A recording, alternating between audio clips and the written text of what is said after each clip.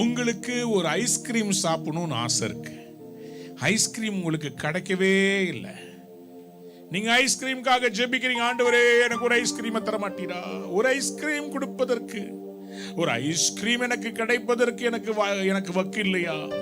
எனக்கு ஒரு ஐஸ்கிரீம் கொடுக்க கூடாதா அப்படின்னு சொல்லி நீங்க கேட்கும்போது உங்களை 10 நாள் அள வச்சுட்டு 11வது நாள் உங்களுக்கு ஒரு ஐஸ்கிரீம் வாங்கி கொடுத்தா அதுக்கு பேர் அற்புதம்.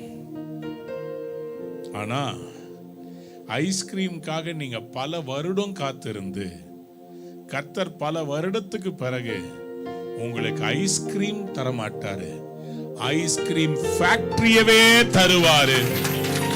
அதுக்கு பேரு தான் நியாயம். புரிஞ்சவங்க யாராவது கையை தட்டி வாய திறந்து சொல்லுங்க ஆமென்.